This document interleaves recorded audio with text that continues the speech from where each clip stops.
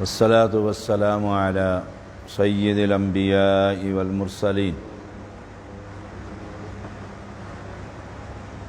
عجب اور غرور، لیکچر نمبر 94۔ سیدنا انس رضی اللہ تعالیٰ بیان کرتے ہیں، رسول اللہ صلی اللہ علیہ وسلم نے فرمایا، لو لم تکونوا تذنبون لخشیت علیکم ما هو اکبر منہ العجب۔ اگر تم لوگ گناہ نہ کرو تو مجھے تم پر اس سے بھی زیادہ خطرناک چیز کا ڈر، اور وہ ہے عجب، غرور۔ آدمی گناہ کوئی نہ کرے اور نیکیاں کرتا رہے، لیکن ایک اور چیز ہے خطرناک ترین، وہ ہے عجب۔ عجب کا معنی ہے اپنی عبادت پر اترانا، اپنے کام پر اترانا۔ یہ بہت خطرناک بات۔ میں عبادت کروں، جی مجھے 15 روزے ہو گئے ہیں، میں نے کوئی رات قیام اللیل کے بغیر نہیں گزاری، اور اس پر میں غرور کروں، اتراؤں۔ یہ گناہ سے بھی زیادہ خطرناک چیز۔ گناہ کرنے والے کو احساس ہوتا ہے کہ میں گناہ کر رہا ہوں، جھوٹ بولا ہے، دھوکہ دیا ہے، فراڈ کیا ہے، ہاتھ اور آنکھ سے کوئی زنا کیا ہے۔ وہ ایک ما حاک فی نفسک، دل کے اندر ایک احساس ہے زندہ ضمیر میں۔ وہ احساس انسان کو توبہ کی طرف مائل کرتا رہتا ہے۔ جب کتاب و سنت سے کوئی ایسی بات سنی، دل پر اثر ہوئی، تو فوراً اپنا گناہ یاد آیا تو کہا رب اغفر لی، رب اغفر لی، اے اللہ تو مجھے بخش دے۔ اور مائنڈ میں کیا ہوتا ہے؟ وہ والا گناہ بخش دے۔ یہ تو ہے گناہ کا احساس، اور جسے اپنی عبادت پر غرور ہو اور وہ نیکی سمجھ کر رہا ہو، اسے توبہ کا احساس نہیں ہوتا۔ جب توبہ کا احساس نہیں ہوتا تو انسان تباہ و برباد ہو جاتا ہے۔ دو باتیں یاد رکھیں، گناہ گار احساس کرتا ہے اور کہتا ہے شاہ صاحب دعا کریں یہ گناہ مجھ سے چھوٹ جائے، احساس ہے۔ جسے اپنی نیکی پر غرور ہے، اپنی عبادت پر، اپنے کام پر، تو اسے احساس نہیں ہوتا کہ یہ بھی کوئی گناہ ہے، اور انسان تباہی کی طرف چلا جاتا ہے۔ امام بہقی اس کو بیان کرتے ہیں، امام البانی بھی بیان کرتے ہیں ترغیب و ترہیب میں 2921۔ سیدنا انس اس کے راوی ہیں۔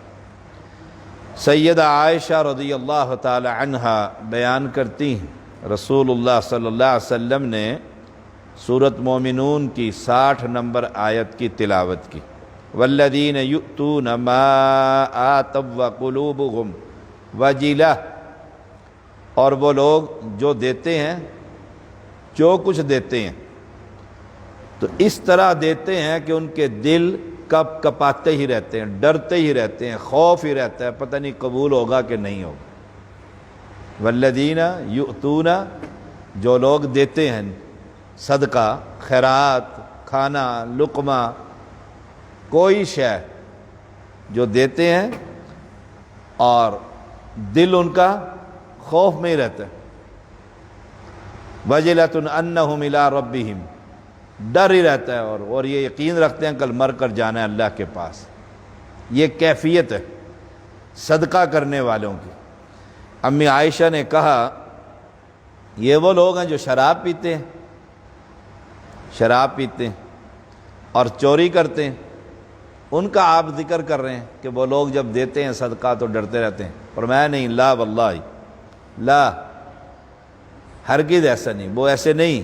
یا بنت صدیق، اے صدیق، رضی اللہ تعالیٰ کی بیٹی نہیں، نہ وہ چوری کرتے ہیں نہ وہ شراب پیتے ہیں۔ کرتے کیا ہے؟ نمبر 1 وَلَكِنَّهُمْ الَّذِينَ يَصُومُونَ، وہ روزے رکھتے ہیں۔ دیکھیں آپ، وہ روزے رکھتے ہیں، یصومون وَيُصَلُّونَ، اور وہ نمازی ہیں، نماز بھی پڑھتے ہیں۔ نیکی ہے کتنے بڑی پہاڑ جیسی نیکی، اسلام کی بنیادیں ہیں دونوں۔ وَيَتَصَدَّقُونَ، اور صدقہ کرتے رہتے ہیں، خیرات دیتے رہتے ہیں۔ وَهُمْ يَخَافُونَ أَلَّا يُقْبَلَ مِنْهُمْ، ڈرتے رہتے ہیں پتہ نہیں قبول ہوگی کہ نہیں ہوگی۔ مان نہیں ہے نیکی پر، فخر نہیں، غرور نہیں، خود پسندی نہیں۔ نماز بھی پڑھتے ہیں، یصومون، روزے بھی رکھتے ہیں، وَيُصَلُّونَ وَيَتَصَدَّقُونَ وَهُمْ يَخَافُونَ أَلَّا يُقْبَلَ منہم، اور ڈرتے رہتے ہیں پتہ نہیں قبول ہوگا کہ نہیں ہوگا، پتہ نہیں اللہ نے یہ قبول کیا کہ نہیں کیا۔ ہم تو قبول ہو یا نہ ہو پہلے ہی ثواب ملٹی پلائی کر کے اوپر پہنچا دیتے ہیں، اس کا ثواب فلاں کے ذریعے، فلاں کے طفیل، فلاں کے صدقے، فلاں کو فلاں کو فلاں کو پہنچے۔ ثواب ملا کہ نہیں، قبول ہوا ہے کہ نہیں، روزہ، نماز، صدقہ، خیرات۔ اولئک الذین یسارعون فی الخیرات وہم لہا سابقون، یہی وہ لوگ ہیں جو نیک کاموں کی طرف جلدی کرتے ہیں، آگے نکل جانے والی یہ وہ جماعت ہے۔ یعنی اتنی نیکیاں، 4 نیکیوں کا ذکر ہوا ہے، اور پھر مجموعی بات یہ کی اولئک الذین یسارعون فی الخیرات وہم لہا سابقون، نیکیوں میں بھی سبقت لے جانے والے، اور یسارعون جلدی کرنے والے۔ یہ نہیں اچھا کریں گے نیکی دیکھیں گے صدقہ سوچیں گے، نہیں، جلدی سے دیا بھی صحیح، اور مسابقہ سبقت لے جانے والے، اور 4 ان کے اندر صفات بھی ہیں۔ پھر بھی اللہ سے یہ خوف ہے، یہ ہے ایمان کی کیفیت، یہ ہے خوف اور رجا، خوف اور امید، اس کے درمیان انسان کا ایمان ہوتا ہے۔ ڈر یہ ہے پتہ نہیں قبول ہوگا، اور امید یہ ہے کہ انشاءاللہ قبول ہوگا۔ ان دونوں کے درمیان، ان دونوں کے درمیان۔ اور یہ روایت ہے امام ترمذی لے کر آئے ہیں 3175، سیدنا عثمان رضی اللہ تعالیٰ عنہ کے، عثمان بن عفان کے آزاد کردہ غلام حمران، وہ کہتے ہیں میں سیدنا عثمان رضی اللہ تعالیٰ عنہ کے پاس وضو کا پانی لے کر آیا، آپ نے وضو کیا، چبوترے پہ بیٹھے ہوئے تھے، پھر اچھی طرح وضو کی، فرمایا میں نے اس چبوترے پر رسول اللہ صلی اللہ علیہ وسلم کو یہاں بیٹھے اور وضو کرتے دیکھا۔ یعنی سنت سے اتنا پیار، اس چبوترے پر بیٹھ کے کیوں کر رہے ہیں؟ اس لیے کہ رسول اللہ صلی اللہ علیہ وسلم نے یہاں چبوترے پر کیا۔ اور ایک بات یاد آئی کہ ایک سفر میں صحابہ جا رہے تھے، سیدھا سفر جا رہے تھے، سیدھا یہاں پہنچ کر عبداللہ ابن عمر اپنی اونٹنی کو ادھر لے آئے، ادھر لے گئے، ادھر سے پھر ادھر لے جا کر اور وہاں پیشاب کرنے کی کیفیت میں بیٹھ گئے بغیر کپڑے کھولے۔ تھوڑی دیر کے بعد اٹھ کھڑے ہوئے، سواری پر بیٹھے، واپس آ گئے، تو ساتھیوں نے پوچھا آپ نے یہ کیا کیا؟ کہا اسی مقام پر رسول اللہ صلی اللہ علیہ وسلم اپنی اونٹنی ادھر لے گئے تھے، اور اسی طرح بیٹھے جیسے میں بیٹھا تھا، مجھے پیشاب کی تو حاجت نہیں تھی، لیکن میں نے سوچا ابھی سفر میں ہوں، اس مقام پر جو سنت پیغمبر کی تھی وہ بھی ادا کر لوں۔ یہ ہے سنتوں سے پیار۔ اور ہم تو کہتے ہیں سنت ہے نا بھائی، فرض تھوڑا ہے، سنت ہے نا۔ تو عثمان بن عفان رضی اللہ تعالی عنہ نے اچھی طرح وضو کیا، اور فرمایا کہ رسول اللہ صلی اللہ علیہ وسلم نے اس چبوترے پر وضو کیا تھا، پھر اچھی طرح کیا تھا، پھر فرمایا تھا من توضأ مثل هذا الوضوء، جس نے اس طرح وضو کیا جس طرح میں نے تمہیں کر کے دکھایا، یعنی اپنی مرضی کی نماز، اپنی مرضی کا وضو۔ جی نماز ہی پڑھنی ہے نا خدا کی، آپ نے تھوڑا قبول کرنی ہے شاہ جی، اللہ نے قبول کرنی، جیسے مرضی پڑھ لو، نہیں، سبحان اللہ۔ من توضأ مثل هذا الوضوء، جس نے اس طرح وضو کیا، یعنی وضو کا طریقہ، حج کا طریقہ، نماز کا طریقہ رسول اللہ صلی اللہ علیہ وسلم سے پوچھا جائے گا، جیسے وہ کریں گے ویسے ہم کریں گے۔ ثم اتى المسجد، پھر مسجد میں آیا، فرکع رکعتین، پھر 2 رکعتیں ادا پڑھی، نبی کے طریقے کا وضو، پھر مسجد میں داخلہ، اور پھر 2 رکعتیں پڑھی۔ ان 2 رکعتوں کے اندر طریقہ کس کا تھا؟ کوفے والے مولوی کا نہیں، رسول اللہ صلی اللہ علیہ وسلم جیسے پیغمبر نے 2 رکعتیں پڑھی، اور پیغمبر نے ہمیشہ سینے پر ہاتھ باندھے، رکوع جاتے رکوع اٹھتے رفع الیدین کیا، جس سے آج امت کی اکثریت غافل ہے۔ اپنے بچوں کو توجہ دیں، ان سنتوں پر سختی سے پابند کروائیں، یہ نماز کا حصہ، یہ نماز ہے۔ ثم جلس، پھر وہیں بیٹھا رہا، 2 رکعتیں پڑھ کر فرکع رکعتین ثم جلس، پھر وہیں بیٹھا رہا۔ اب انعام کتنا بڑا ہے، غفر لہ ما تقدم من ذنبہ، اللہ اس کے سارے سابقہ گناہ معاف کر دے گا، سابقہ گناہ سارے معاف۔ اب جس نے وضو کے اندر گردن کا مسح کیا، اس نے تو پیغمبر کا وضو ہی نہیں کیا۔ جس نے اپنے طریقے کی اور برادری اور اپنے کنبے اور قبیلے کی نماز پڑھی، اس کو یہ ثواب ملے گا؟ ٹھنڈے دل سے سوچیے۔ حدیث کے لفظ ہے من توضأ مثل هذا الوضوء، جس نے اس طرح وضو کیا جیسے میں نے کیا، محمد صلی اللہ علیہ وسلم فرما رہے، اور جس نے ایسے ایسے کر کے 3 دفعہ، پھر ایسے ایسے کر کے 3 مرتبہ، پھر گردن کا مسح، اور پھر چما چامی، یہ سارے طریقے جو کیے، اب اس کو یہ ثواب ملے گا؟ وہ تو اپنا ہی طریقہ سے وضو کر رہا ہے، اپنی مرضی کی نماز پڑھ رہا ہے، جہاں چاہتا ہے ہاتھ باندھ لیتا ہے، جہاں چاہتا ہے رکوع کر لیتا ہے، جہاں چاہتا ہے آدھا سجدہ کر لیتا ہے، 1 سجدے کے بعد بیٹھا ہی نہیں، دوسرا سجدہ، 2 سجدوں کے بعد بیٹھا ہی نہیں، کھڑا ہو گیا دوسری رکعت کے لیے۔ فرکع رکعتین، 2 رکعتیں پڑھے ویسے جیسے رسول اللہ صلی اللہ علیہ وسلم نے پڑھی۔ ایمانداری سے بتلائیے، کسی کو تکلیف ہو، پریشانی آتی ہے میری اس گفتگو سے، میں کس کی طرف بلا رہا ہوں؟ صرف یہ سوچ لیں، میں کس شخصیت کی دعوت دیتا ہوں؟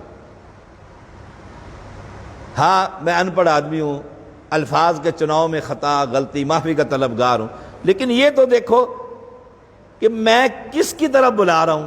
اس شخصیت کی طرف۔ کائنات میں اللہ کے بعد اگر کوئی ہستی ہے تو اس کا نام ہے محمد الرسول اللہ صلی اللہ علیہ وسلم۔ اتنی بڑی ہستی ہے کہ اگر اس کا نام آنے کے بعد کوئی شخص صلی اللہ علیہ وسلم نہیں کہتا، وہ بخیل آدمی، وہ بخیل آدمی ہے۔ اور ایک بات اور کروں، دنیا کے جتنے ائمہ دین ہیں، جتنے بھی ہیں، 4 معروف، اگر میں سب کا انکار کر دوں، میں نہیں مانتا کسی کو بھی، کیا کوئی شخص یہ کہہ سکتا ہے کہ سید کافر ہو گیا؟ اگر کوئی شخص یہ کہہ دے آپ ہمارے 4 کو نہیں مانتے، رافضی کہہ دیں آپ ہمارے 12 کو نہیں مانتے، تو میں آپ کے امام محمد کو نہیں مانتا صلی اللہ علیہ وسلم، ایمانداری سے بتائیے مسلمان رہے گا؟ آپ یہ دیکھیں میری دعوت کس کی طرف ہے، بغیر کسی لگی لپٹی کی، اس ذات کی طرف، اس ذات کی طرف جو یہاں تک فرما گئے اپنے عمر کو، اے عمر اگر موسیٰ علیہ السلام بھی زندہ ہو کر آئے نا تو وہ موسوی شریعت پہ عمل نہیں کر سکتے، وہ میرے پیچھے چل کر ہی جنت میں جائیں گے۔ یہاں تک الفاظ تو فرمایا ثم جلس غفر له ما تقدم من ذنبه۔ اب جو موضوع سے متعلقہ ہے، پھر رسول اللہ صلی اللہ علیہ وسلم نے کیا فرمایا؟ لا تغتروا، اس پر مغرور نہ ہو جانا کہ میں نے وضو کر لیا، سنت کے مطابق نماز، سنت کے مطابق پھر بیٹھا رہا، میرے تو سارے گناہ معاف ہو گئے، اور میں اب عجب کی بیماری غرور کے اندر مبتلا ہو جاؤں، اور میں یہ کام نہ کرنا، یہ تو بہت بڑا تباہی کا راستہ ہے۔ غرور اور تکبر نہیں، پہاڑوں جتنی نیکیاں بھی کر کے اللہ سے یہی یا اللہ قبول فرما۔ آپ دیکھیں حج پر جاتے ہیں، ابراہیم علیہ السلام کے وہ قدموں کے نشانات زیارت کرتے ہیں، باقاعدہ جا کر دیکھتے ہیں، اچھا اس پتھر پر کھڑے ہوئے تھے، یہاں نشان لگے ہوئے ہیں۔ وہاں اللہ کے سب سے بڑے گھر کی تعمیر کر کے کیا کہا تھا؟ ربنا تقبل منا، اللہ یہ تعمیر تو کر دی ہے لیکن یہ قبول کرنا تیرا کام، ہم سے یہ نیکی قبول فرما لے۔ اللہ کریم مجھے اور آپ کو عمل کی توفیق۔ وآخر دعوانا الحمدللہ رب العالمین۔